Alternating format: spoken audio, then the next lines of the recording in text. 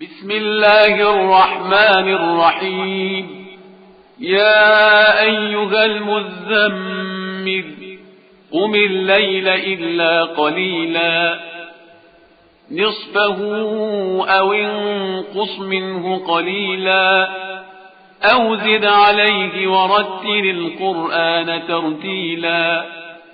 إنا سنلقي عليك قولا ثقيلا إن ناشئة الليل هي أشد وطئا وأقوم قيلا إن لك في النهار سبحا طويلا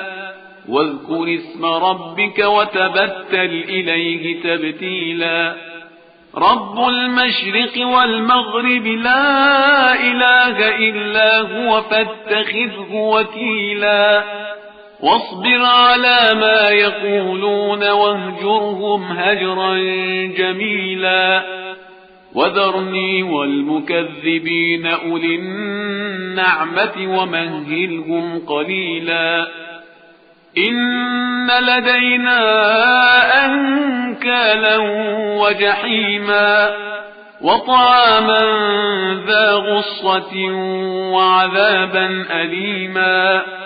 يوم ترجف الأرض والجبال وكانت الجبال كثيبا مهيلا إنا أرسلنا إليكم رسولا شاهدا عليكم كما أرسلنا إلى فرعون رسولا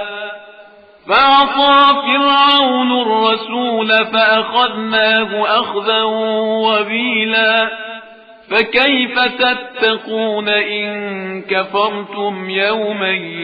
يجعل الولدان شيبا السماء منفطر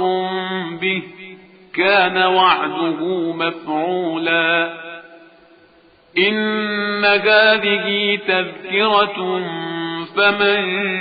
شاء اتخذ إلى ربه سبيلا إن ربك يعلم أنك تقوم أدنى من ثلثي الليل ونصفه وثلثه وطائفة من الذين معك والله يقدر الليل والنهار علم أن لن تحصوه فتاب عليكم فاقرؤوا ما تيسر من القرآن علم أن سيكون منكم مرضى وآخرون يضربون في الأرض يبتغون من فضل الله وآخرون يقاتلون في سبيل الله فاقرؤوا ما تيسر منه وأقيموا الصلاة وآتوا الزكاة وأقرضوا الله قرضا حسنا وما تقدموا لأنفسكم من خير تجدوه عند الله هو خيرا وأعظم أجرا واستغفروا الله إن الله غفور رحيم